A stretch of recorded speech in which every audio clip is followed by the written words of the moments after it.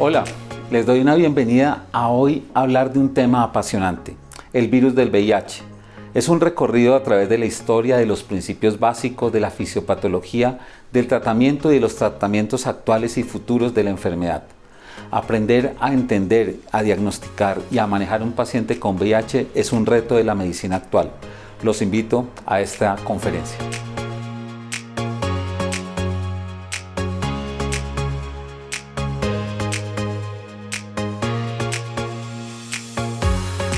Para hablar de la infección por VIH hay que recordar algunos principios básicos. Esta es una enfermedad que a nosotros nos ha retado a través de los últimos 30, 35 años y los desafíos han sido permanentes por el crecimiento que hay en el conocimiento tanto del agente etiológico, la dinámica de la enfermedad y los actuales tratamientos. Este va a ser un recorrido que vamos a tomar algunos conceptos básicos clínicos, algunos conceptos farmacológicos, algunos conceptos de la fisiopatología, sobre todo teniendo en cuenta los nuevos medicamentos y cómo afectan realmente la replicación del virus y cuál sería la estrategia actual para el manejo y futura del manejo de la infección por VIH. En la infección por VIH, recordemos que en el agente etiológico es un virus. Estos son virus que inicialmente eran de la familia o reconocidos como de la familia HTLV y del género de los lentivirus aparece el virus de la inmunodeficiencia humana, tanto el 1 como el 2. Estos virus de la inmunodeficiencia humana descritos en los 80s, son virus que tienen una característica especial, que es su target principal son los linfocitos, sobre todo estos linfocitos CD4 que son importantes comandando la respuesta inmunológica y al afectar directamente no tanto su funcionalidad y también su número, pues produce ese lentecimiento en la respuesta inmunológica y el deterioro que vemos en los pacientes con VIH. Este es un virus RNA, este es un virus que es de la familia del género lentivirus, pero no es un lentivirus, puede ser su nombre, pero no lo es así. Es un virus que se puede replicar casi 9 billones de veces por día con B y sin embargo, como estos virus RNA es usual, cometen muchos errores en la transcripción. De ahí que en una misma persona pueden haber especies y cuasi especies y casi que linajes distintos del mismo virus del VIH que lo infectó nativamente. Ese gran comportamiento, esa dinámica viral que tiene el virus hace que sea un reto, porque las mutaciones es lo que ha impedido realmente, por ejemplo, que las vacunas sean efectivas y también esas mutaciones son lo que explican la actual resistencia que hay en los medicamentos antirretrovirales. Existen dos tipos de VIH, el VIH1 y VIH2, como ustedes están viendo en el slide, y este es un tamaño promedio de 80 a 120 nanómetros. Esta es una estructura muy simple, pero que tiene herramientas muy poderosas. Tiene un ácido nucleico, tiene unas proteínas, que está la proteasa, la integrasa, la retrotranscriptasa, y además de eso tiene en su envoltura los receptores, que es la GP120, la GP41, que son los importantes para hacer el reconocimiento de la inmunidad. Siguiendo adelante, y como ustedes ven, aquí en la epidemiología, desde el comienzo de la epidemia hay más de 75 millones de personas que han contraído la infección por VIH. Para junio del 2020 se calcula que solamente 26 a 30 millones de personas, todavía hay un gran déficit de las personas que tienen capacidad para recibir la terapia antirretroviral y que ésta sea efectiva. Esto plantea un desafío. Primero, que hay muchas personas con VIH. Segundo, que hay un subdiagnóstico. Pero a pesar de tener identificados los pacientes, hay una gran barrera que es el acceso a las terapias antirretrovirales. Los desafíos a través de la historia, y como pueden ver en este slide, es cómo ha sido la dinámica en estas dos últimas décadas de las personas viviendo con VIH, de las infecciones nuevas. Y ustedes pueden ver este resumen. En este resumen vemos cómo en los años 2000 habían cerca de 24 millones, pero 20 años después se duplica prácticamente ese número de personas que viven con el virus. Las nuevas infecciones han tenido una estabilidad. Inicialmente en los años 2000 se encontraban cerca de 2.8 millones de personas que se contagiaban nuevamente. Había una reducción un poco hacia 1.7 millones, sin embargo, en algunas latitudes sigue siendo todavía una transmisión alta. También es muy importante recordar que la infección ha sido disminuida en los grupos etarios, tanto en mayores como en menores de 15 años, pero sigue preocupando que en menores de 14 años encontremos diagnósticos de cerca de 150.000, 160.000 personas por año.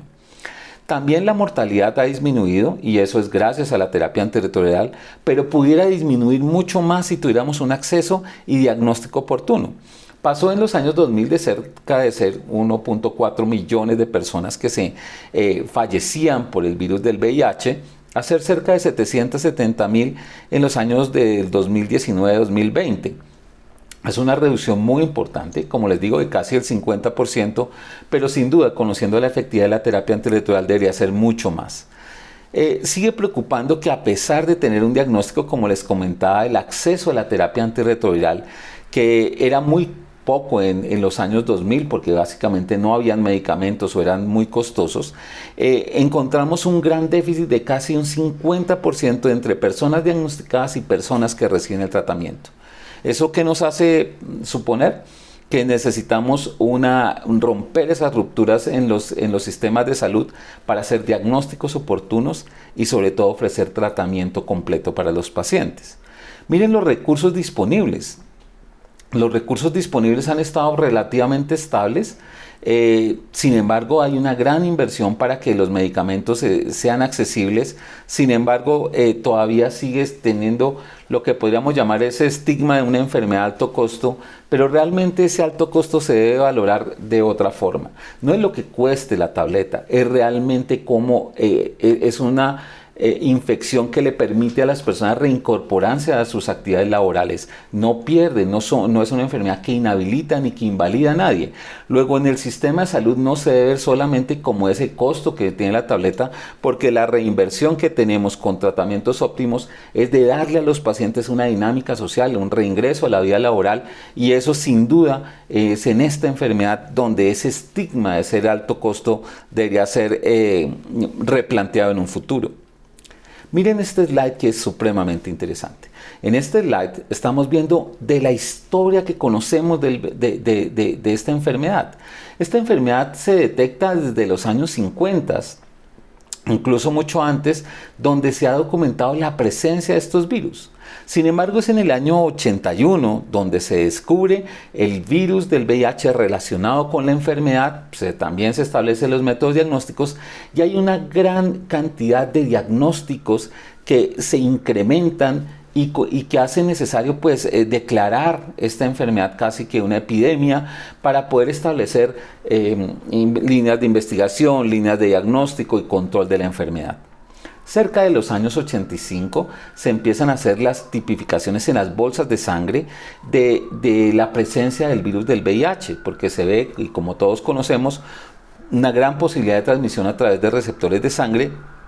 Y cerca de los años, al finalizar del año 87 y en el 88, se empiezan a hacer estudios con medicamentos que eran antineoplásicos, análogos de los nucleócidos como la acidudina, como una esperanza para brindar un tratamiento una década después de haber descrito la enfermedad. Estos primeros 10 años de la enfermedad fueron realmente desconcertantes. No se sabía que estábamos enfrentados, lleno de estigmas, además de eso de una intensa mortalidad. Prácticamente el diagnóstico se acompañaba con un diagnóstico de muerte porque era una enfermedad progresiva e irreversible en ese momento, y estos primeros años fueron unos años de estudio, unos años también lamentablemente de estigmas, unos años realmente muy complejos para el desarrollo de la enfermedad. Luego viene una segunda década que es muy interesante, que empieza a describirse desde los principios de los años 90, la presencia de hacer mezclas de los medicamentos, en donde se utilizaron cócteles que se llamaban en esa época de medicamentos antirretrovirales, logrando un control de la replicación viral. Sin embargo, estos medicamentos de primera generación se acompañaban de grandes eventos adversos, efectos adversos e incomodidades. Sin embargo, poco a poco y con la progresión de la enfermedad, vimos que esta mezcla de antibióticos va a ser el paradigma para el tratamiento.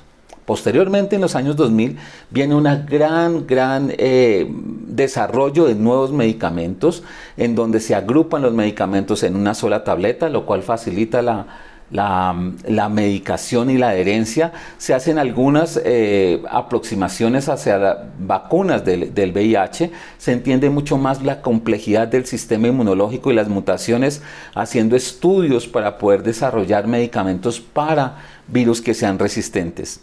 Y en esta última década ya se empiezan a hacer estrategias preventivas, estrategias como la terapia PrEP, como que es una terapia que anticipa, como también nuevos esquemas de antirretrovirales de largo término y el futuro de tratar de buscar vacunas o vacunas terapéuticas que hagan que los pacientes con VIH mantengan una vida mucho más larga, libre de virus, y empezamos a ver en esta última época descripciones de casos en donde había reversión de la infección por VIH. Ha sido una historia de grandes desafíos, pero de grandes avances y probablemente en un futuro de grandes victorias.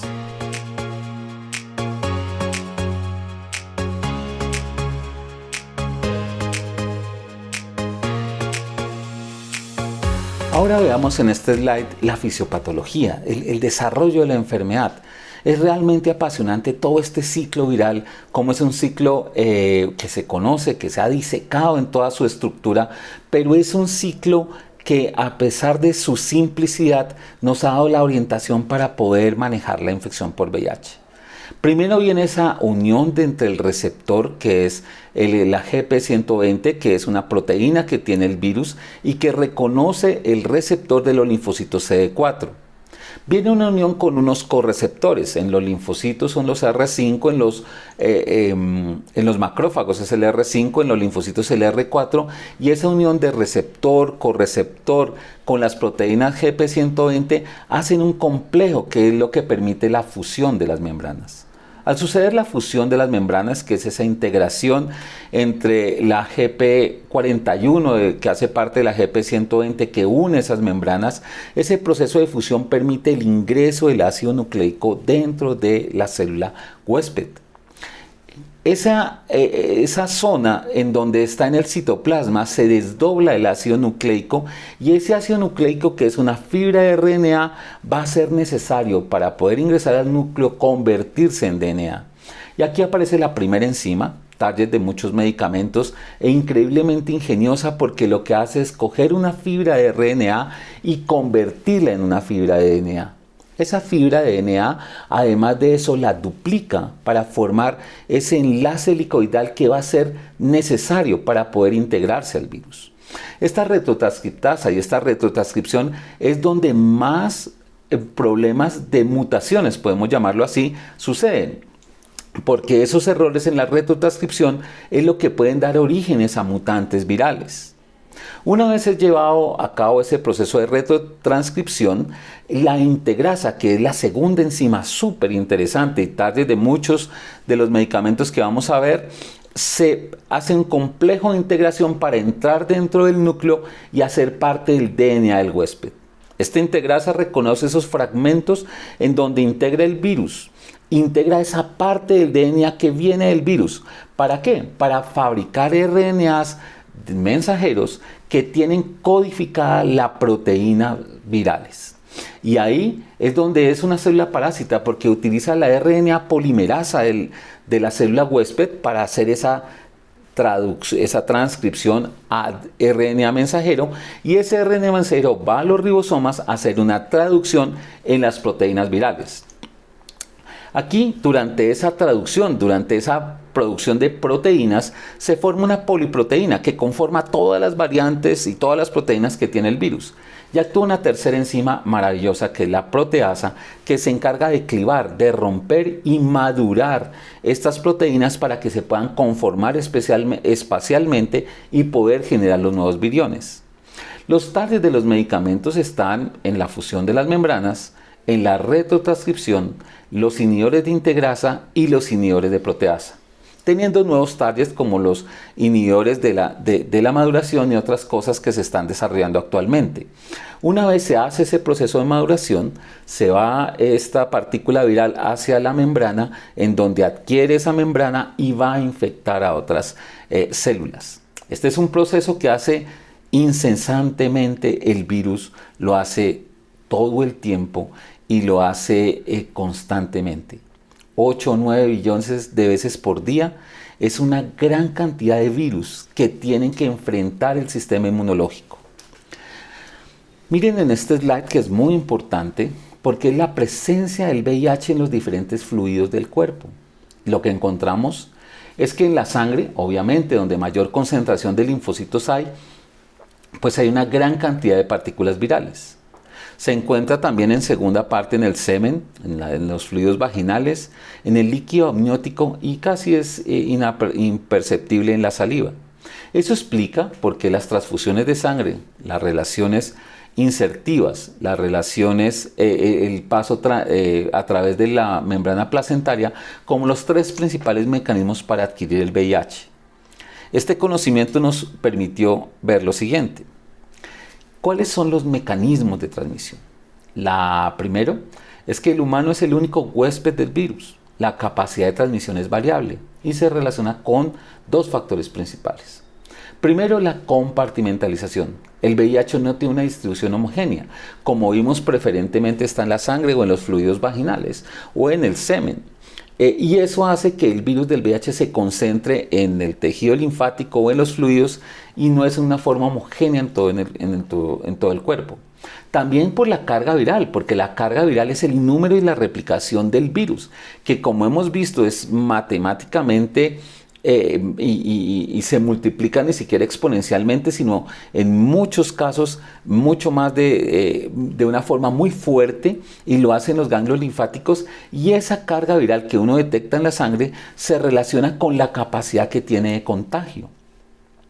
Se encuentra que la mayor carga viral en secreciones cervicovaginales o en los hombres se encuentran en líquidos y en células seminales, haciendo que las personas que no tengan una infección controlada o que el virus esté volando, pues tengan mayor probabilidad de transmitir a las personas. En este slide ustedes también están viendo cuál es la probabilidad de adquirir el VIH por un contacto sexual, por la vía parenteral, la transmisión madre a hijo y otros que se han descrito, aunque realmente no tienen, es mucho más teórico que práctico. Esto hace que nos enfoquemos hacia la protección sexual, hacia el tamizaje de los derivados sanguíneos y hacia la prevención de la transmisión madre-hijo como los ejes centrales para controlar la infección por VIH. Aquí vemos que la transfusión de sangre, sin ninguna duda, es la que más tiene riesgo de transmitir el VIH en las personas. Ya por eso desde hace un gran número de años tenemos unas serologías y unos tamizajes, además de eso unas encuestas para poder disminuir, pero recuerden que una cosa es disminuir y otra cosa es eliminar. Por eso siempre puede haber un riesgo latente en la transfusión de sangre, de ahí la importancia de que la indicación sea precisa. Compartir agujas en personas drogadictas o el utilizar perforaciones o agujas que puedan ser contaminadas son los principales riesgos para adquirir el VIH, y es algo que todavía sigue siendo patente. Las relaciones sexuales obviamente tienen su rol importante y es definitivamente aquí no se relaciona tanto con el número, sino con la protección. Si hay o no protección en las relaciones sexuales, eso va a determinar si la capacidad que tenga el virus para poder lograr su objetivo de infectar a otra persona. Otras formas de transmisión del VIH son solamente teóricas y no se han demostrado. Veamos en este slide el curso de la infección. Acá hay 3 momentos importantes. El primero es la infección aguda o lo que llamamos síndrome retroviral agudo. Ese es una adquisición del virus del VIH, y en esas fases muy pero muy tempranas de la infección lo que sucede es que el virus hace un crecimiento muy rápido y es un cuadro fuerte, es un cuadro viral que recuerdan muchas personas en 50, 60, algunas personas describen 70%, que sucede 2 a 4 semanas después del contacto con el virus. esa gran fase, ese gran comportamiento y ese gran crecimiento puede acompañarse de adenopatías, puede acompañarse de síntomas generales, de fiebre, de malestar, se puede confundir con muchos cuadros virales y digamos que es el primer contacto del sistema inmunológico.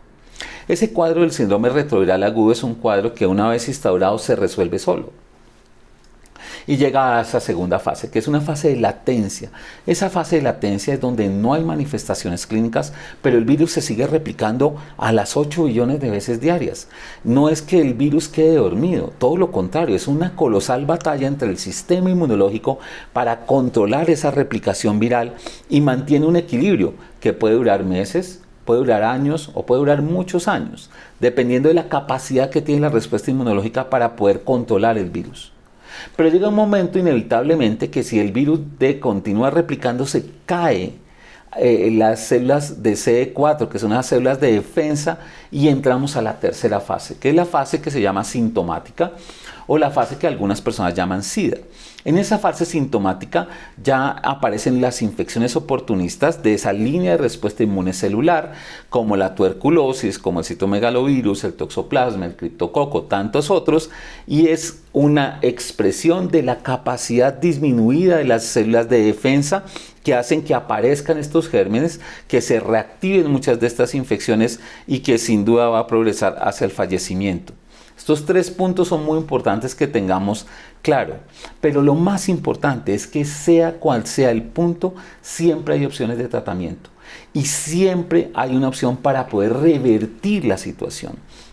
Lo muy interesante del VIH es que obviamente entre diagnósticos tempranos pues menor daño y compromiso del sistema inmunológico, pero no importa si es una enfermedad sintomática, también se puede atacar, también se puede actuar y también se puede revertir, permitiendo a las personas que tengan unas defensas y que tengan una calidad de vida y prolongar su vida en una forma muy pero muy aceptable. El gran reto es diagnosticar. La gran dificultad es que el diagnóstico sea tardío. Miren acá en estos slides cómo es la dinámica viral para entender cómo son los métodos diagnósticos.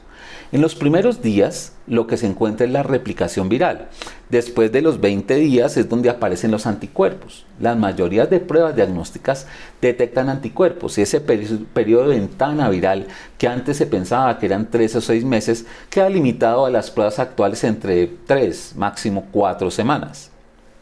Siendo en los episodios agudos la detección directa del virus el método diagnóstico. Hoy, un ELISA que se llame de tercera generación solamente detecta anticuerpos.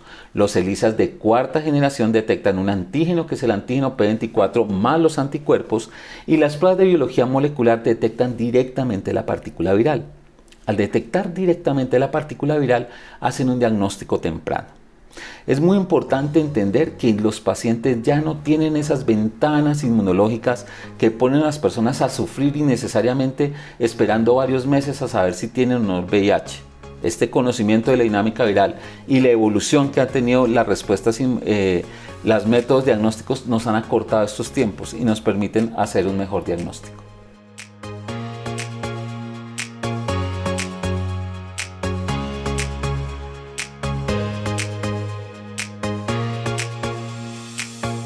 Hablemos ahora de la clasificación. Estos cuadros son clásicos y a pesar de el gran avance que ha tenido la enfermedad, el hecho de ese enfoque tan práctico, digamos que es muy importante que lo tengamos en cuenta y sin duda siguen siendo herramientas valiosas para poder clasificar en qué estadio está un paciente con VIH.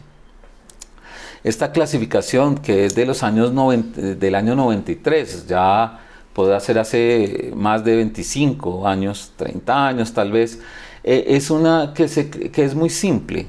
1, 2 y 3 cuando los CD4 están por encima de 500, 2 cuando están entre 200 y 499, 3 cuando están menor de 200. Es A, B y C y vamos a ver cómo se desarrolla esa clasificación. Recuerden que se habla de A cuando es primoinfección, un síndrome retroviral agudo o adenopatías generalizadas persistentes por más de un mes. La clasificación B es una clasificación intermedia en donde hay pacientes que tienen candidiasis orofaringia, vulvovaginal, púrpura trombocitopánica, listeriosis, enfermedad pélvica inflamatoria, herpes zóster, leucoplasia vellosa. Son algunas infecciones que se relacionan con una disminución de la capacidad de la respuesta inmunológica. Y la clasificación tipo C es cuando está presente una infección definitoria del VIH. ¿Por qué es definitoria? Porque se ha asociado a una depresión de la línea de respuesta TH1 y aparecen la cándida, la criptococosis, el citomegalovirus, la histoplasmosis, la neumonía por neumocistis como criterios definitivos. A, asintomático antirretroviral. C, las enfermedades definitorias. Lo que no es A, lo que no es C es B. Y 1, recuerden siempre CD4 por encima de 500, 2 cuando está entre 299 y entre 200 y 499 y 3 cuando está menor de 200. Un ejemplo sencillo es si un paciente tiene una toxoplasmosis cerebral y tiene 50 CD4, será un estado C3. O si una persona tiene una displasia cervical, una mujer tiene una displasia cervical y tiene 400 CD4, sería un estadio B2. O si una persona en una donación de sangre reconoce que tiene el VIH, se hace el diagnóstico y se toma los CD4 y salen en 600, será un estado A1. Esa clasificación sencilla nos permite orientar muchos de los tratamientos. En este slide estamos viendo una clasificación en donde solamente se tienen en cuenta algunas características clínicas y el recuento de los CD4 y el porcentaje de los CD4. Se habla de un estadio 1, 2 y 3, en donde el estadio 1 es un estado asintomático y el estadio 3 es cuando hay documentada una enfermedad por VIH. En el estadio 2 es un estadio en donde es la cuantificación de las células que están entre 200 y 499 los que nos permiten orientar en qué fase está la enfermedad. Estas clasificaciones, que son sencillas, básicamente lo que buscan es reconocer rápidamente la enfermedad por el VIH para hacer la intervención terapéutica lo más rápido posible. El algoritmo diagnóstico que tenemos en el país lo que hace es que si se tiene la sospecha clínica se envía una prueba. Si esa prueba es positiva, se repite la prueba por otro método diagnóstico. Si es por un ELISA, se hace por un inmunoensayo o se hace por una quimioluminiscencia. Son dos técnicas distintas y si las dos técnicas distintas son positivas, estamos ante un caso de VIH. Si hay disparidad entre los resultados, una prueba es positiva y la otra es negativa, hacemos una tercera prueba, que es la prueba de detección de los ácidos nucleicos, que es la prueba de detección viral, y en esa prueba de detección viral, la carga viral, podemos saber si está o no infectada la persona por el virus del VIH. Es muy importante recordar que debemos ofrecer la prueba en todos los escenarios, a todas las personas que tengan relaciones sexuales y que no usen protección, deben tener una prueba de VIH, porque no hay ninguna condición. La enfermedad puede estar asintomática varios años y poseerla un paciente y nunca se diagnostica si no se solicita la prueba. Uno de los grandes llamados es a tamizar mucho más activa con las pruebas de VIH. Con los tratamientos actuales podemos ofrecer una calidad de vida y prolongarla, pero si no hacemos el diagnóstico, sino evadir el diagnóstico, pues no lo vamos a lograr. La carga viral es una forma de identificar directamente el número de replicación de copias. Se interpreta en logaritmos. Recuerden que los logaritmos es la forma correcta de interpretar una carga viral, no es el número de copias. Y los logaritmos, cuando disminuyen más de un logaritmo, en la terapia antirretroviral hablamos de efectividad de la terapia, y la idea es llevar a un paciente en pocas semanas, tal vez 10 semanas, a estar indetectable con menos de 40 o de 20 copias, logaritmos menores de 1.5, de 1.6, con la terapia antirretroviral. Es importante porque muchas personas ven la carga viral por los números absolutos y dicen, tengo 70,000, no he tomado ningún tratamiento y me bajo a 60,000. ¿Eso significa que me está mejorando? En lo absoluto. Tener 70,000 o 60,000 a la luz de los logaritmos es lo mismo, porque recuerden que el rango de logaritmos es entre 10,000 y 100,000. Es decir, que cualquier número por encima de 10,000 o por debajo de 100,000 significa exactamente lo mismo. Y algunas personas abandonan los tratamientos pensando que se están curando, o algunos pseudocientíficos dicen que con esta gota o que con este remedio mágico le están bajando el virus. Eso no es cierto. es importante que establezcamos y siempre dejemos registrado el logaritmo, porque es lo que nos va a determinar realmente la efectividad del tratamiento. Los medicamentos antirretrovirales son variados. Acá hay un listado grande de todos estos medicamentos históricamente que hemos tenido para el VIH, y algunos se han dejado usar por sus efectos adversos, otros siguen muy vigentes, pero lo importante de esto es todo ese desarrollo que ha tenido para dos cosas básicamente: simplificar la terapia y evitar los eventos adversos. Al simplificar la terapia y que sea más confortable la toma y disminuyendo los eventos adversos, lo que permitimos es cumplimiento, que la gente tome el medicamento. Ya tenemos medicamentos que combinan 3 o 4 fármacos en una sola tableta, y esa sola tableta no les produce nada, producen muy pocos efectos. Entonces una persona puede seguir trabajando, estudiando, puede seguir desarrollando su plan de vida y no tiene una interferencia por la medicación como sucedía antes por las terapias antirretrovirales. La gran evolución ha sido la simplificación del tratamiento, y además de la simplificación, el gran reto es el cumplimiento del tratamiento. Porque paradójicamente en el VIH puede ser una infección muy dramática, pero las personas se recuperan tanto que después piensan que no tienen nada. Y el gran problema es que se vuelve paradójico como una enfermedad que como ya no siente nada, el gran reto es que la gente cumpla el tratamiento. Y tenemos gran parte todavía de personas que me voy a tomar trago y no toman, o me voy a tomar vacaciones y no toman, o dejan de tomarse el medicamento unos días, y ahí es donde el virus aprovecha para generar la resistencia. Es una enfermedad que se simplificó tanto el tratamiento que ahora ahora es rogarle a cada paciente para que se tome su tratamiento. Paradójico, ¿verdad? Las recomendaciones para el inicio de terapia antirretroviral es cuando se haga el diagnóstico. Si una persona tiene el diagnóstico, independientemente de su recuento de CD4, se le debe iniciar la terapia antirretroviral. La terapia antirretroviral se puede iniciar ambulatoriamente, se puede iniciar hospitalariamente, se puede iniciar en cualquier momento, porque es importante no solamente para controlar la enfermedad, y también un hecho fundamental que es prevenir la transmisión del virus del VIH. Las metas del tratamiento se reducen en este slide, está muy sencillo, que es reducir la morbilidad relacionada con el VIH, prolongando la duración y la calidad de vida, recuperar o preservar la función inmunológica, suprimir la carga viral de manera máxima y duradera, y prevenir la transmisión del VIH. Estos 4 son los ejes por los cuales nos guiamos para darle terapia antirretroviral a una persona. Terapias que son simples, de una sola tableta, terapias que son cómodas porque no producen eventos adversos, pero terapias que están disponibles en el sistema de salud, terapias que le debemos ofrecer, pero no le podemos ofrecer tratamientos si no hacemos los diagnósticos. Y lamentablemente en nuestro país los diagnósticos siguen haciéndose en los hospitales con fases tardías. Necesitamos que haya mayor screening, que sea mucho más temprano para evitar todo y hacer que sea exitosa el tratamiento. Hay algunas consideraciones donde es más rápido el inicio del tratamiento antirretroviral. El embarazo es una de ellas. Como sabemos, es crítico que una mujer embarazada reciba el tratamiento porque evitamos que el hijo nazca con la enfermedad. Proteger ese binomio madre-hijo es un objetivo, por eso el tamizaje de la prueba de VIH al momento del embarazo no puede tener ninguna duda, y se debe hacer al menos al principio y al final del embarazo, o en los 3 trimestres, pero debe hacerse una prueba de VIH siempre.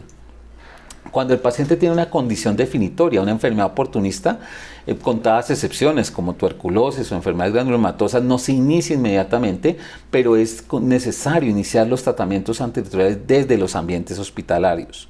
Cuando hay presencia de infecciones oportunistas, obviamente, los CD4 muy bajos. Cuando hay CD4 muy bajos, pues son pacientes que tienen poco tiempo y pueden desarrollar infecciones oportunistas, entonces debemos priorizar en dar terapia antirretroviral. Lo mismo cuando hay una disminución rápida de los CD4, cuando la carga viral es muy alta, consideramos alta, cuando es mayor de 100.000 unidades de copias. Es un número, digamos, no al azar, pero es un número que nos indica a nosotros la capacidad de contagio, sobre todo cuando hay daño renal asociado al virus del VIH, cuando hay coinfección con hepatitis virales B y C.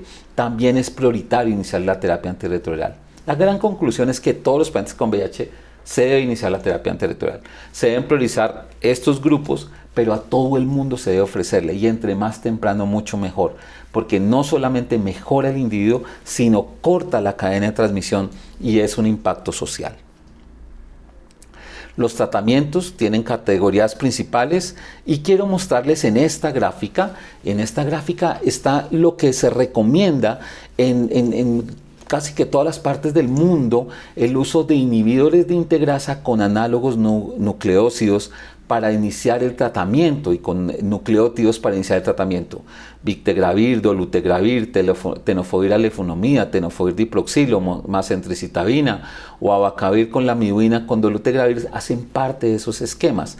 También el uso de raltegravir, lamivudina, tenofovir en sus dos presentaciones son los esquemas básicos.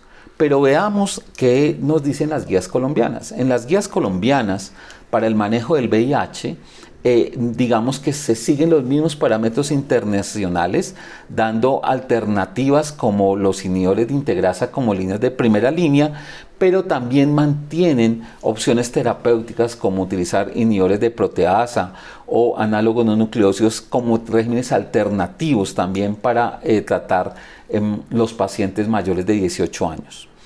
Nuestras guías colombianas para el manejo del VIH han sido actualizadas para el año 2021. Están accesibles en las páginas del Ministerio de Salud, en la página de la Sociedad Colombiana de Infectología, y es muy fácil poderlas consultar. Es tal vez uno de los trabajos más interesantes por la complejidad de la enfermedad, pero por la simpleza que entrega la información. Ahí está cómo se inicia un esquema, cómo se monitoriza, qué exámenes se deben solicitar de primera vez, qué exámenes se deben hacer de control y cuáles son los esquemas disponibles. Una gran invitación es a que revisen nuestra guía, a que la actualicen en sus protocolos y que vean lo sencillo que es si nosotros nos ponemos a estudiar atender a una persona con VIH. No se requiere complejidad, no se requieren grandes superespecialistas. Obviamente algunos pacientes de ellos sí lo requieren, pero la gran mayoría con una buena atención primaria es suficiente. Estos esquemas son de 1, máximo 2 tabletas al día, de fácil cumplimiento y que realmente los efectos adversos son mayores. Por último, quiero concluir que las terapias antirretrovirales de la enfermedad por VIH durante estas 3 décadas nos han dejado grandes señales. Primero, que pasó de ser una enfermedad mortal a ser una enfermedad controlable. Segundo, que pasó de ser una enfermedad que deterioraba la capacidad de vida y disminuía la cantidad de vida a ser una enfermedad casi que crónica y no transmisible, porque hemos entendido que cuando los pacientes están indetectables pueden no transmitir el virus del VIH. Y además de eso, que tenemos el gran desafío de que tenemos un déficit de cobertura de cerca del 50% entre los que se diagnostican y los que reciben completamente su tratamiento. Nuestro gran reto actualmente es mayor diagnóstico, mayor acceso, ofrecer educación y que los pacientes se enrolen en programas. Las guías colombianas de manejo del VIH son tal vez de guías que siguen muchos países por su nivel de evidencia, por su estructura y por la simplicidad con la que se han construido. Los invito a todos a que me sigan en mis redes sociales, @infectoweb. Estamos en Instagram, Twitter, Facebook, en todas las redes sociales. A través de estas redes compartimos información de VIH y de otras enfermedades infecciosas, llevando mensajes simples, proveyendo educación a lo que más necesitan. Muchas gracias por estar con nosotros en esta conferencia.